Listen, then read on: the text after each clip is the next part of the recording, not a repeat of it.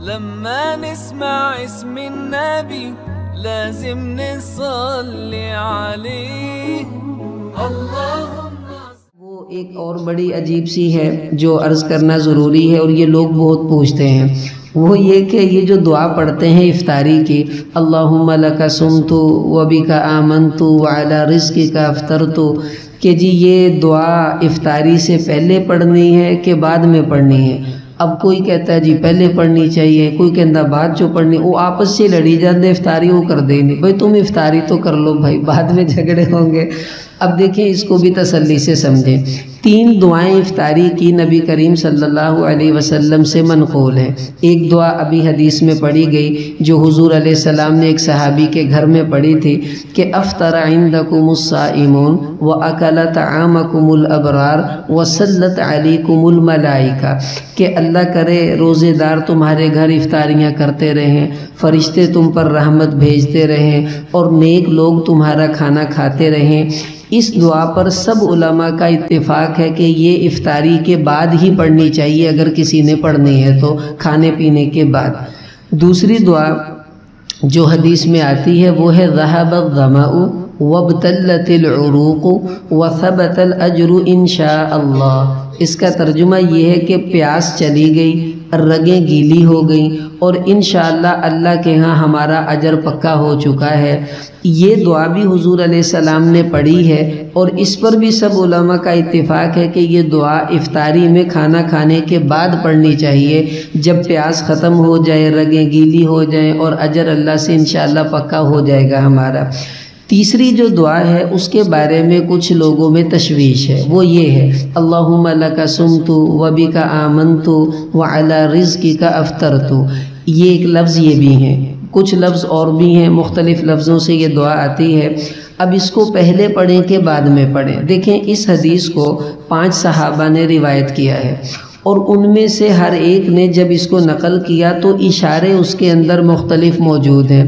انس رضی اللہ تعالیٰ عنہ سے جو روایت منقول ہے اس کے اندر اشارہ یہ موجود ہے کہ یہ دعا افطاری سے پہلے پڑھنی چاہیے، اشارہ موجود ہے۔ اس میں لفظ یہ ہے کہ اذا افطرا، کہ جب روزے دار افطاری کرے تو اس کو چاہیے یہ لفظ کہہ دے۔ اب جب افطاری کرے گا تو ظاہر ہے کرتے وقت یہ دعا پڑھنی ہوگی ان کو۔ دوسرا یہ کہ اس میں اشارہ یہ بھی ملتا ہے کہ یہ دعا پہلے اس لیے پڑھی جائے گی کہ وہ علماء جو اس نظریے پر ہیں وہ یہ کہتے ہیں کہ حضور علیہ السلام نے فرمایا افطاری کے وقت کی دعا اللہ رد نہیں کرتے۔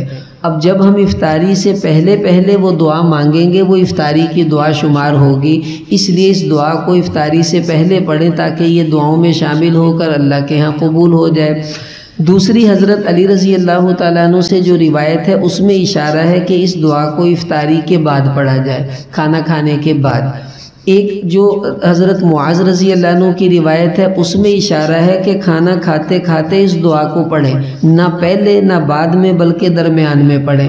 اب تینوں قسم کے اشارے حدیثوں میں موجود ہیں تو بھائی جھگڑنے کی کیا ضرورت ہے؟ اس لیے علماء فرماتے ہیں کہ اس دعا کو کوئی پہلے پڑھنا چاہتا ہے وہ پہلے پڑھ لے، کوئی بعد میں پڑھنا چاہتا ہے وہ بعد میں پڑھ لے، لیکن پہلے پڑھنے والا یہ نہ کہے میں نے ٹھیک کیا باقی سارے غلط ہیں، اور بعد میں پڑھنے والا یہ نہ کہے میں نے ٹھیک کیا باقی سارے غلط کر رہے ہیں۔ یہ جو ہمارے معاشرے کا مزاج بن گیا ہے نا کہ 2 رستوں میں سے کوئی ایک اختیار کر لیتا ہے تو دوسرے کو وہ غلط ہی سمجھتا ہے، یہ بہت بڑی بدمزگی کی بات ہے۔ دین ہمیں یہ نہیں سکھاتا، ہم جو عمل کر رہے ہیں بس ٹھیک ہے، ہمیں اپنی ذات پر مطمئن ہونا چاہیے، دوسروں پر تان و تشنی انگلی اٹھانا یہ بہت بڑی خطرے کی بات ہے۔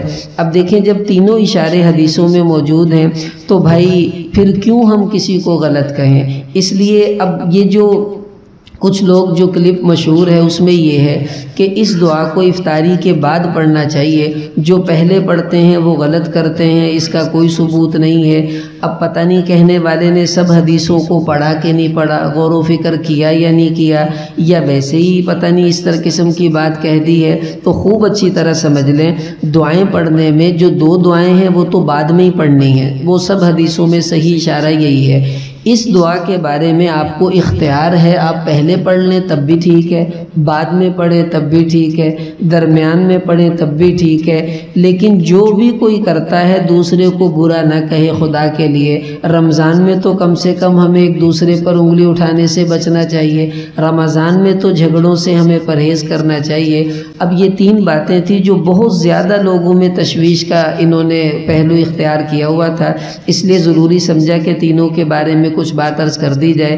امید ہے آپ حضرات کے سامنے یہ بات واضح ہو گئی ہوگی۔ اب جو دوسرے ہمارے دوست احباب ہیں وہ کہیں گے آپ کو یہ دیکھو یہ دیکھو، آپ خود ہی بھائی محبت سے ان کو سمجھا دیجیے گا۔ انشاءاللہ جب محبت سے بات سمجھائیں گے اللہ وہ دل میں بھی اتار دیتے ہیں۔ اللہ پاک ہمیں عمل کی توفیق عطا فرمائے۔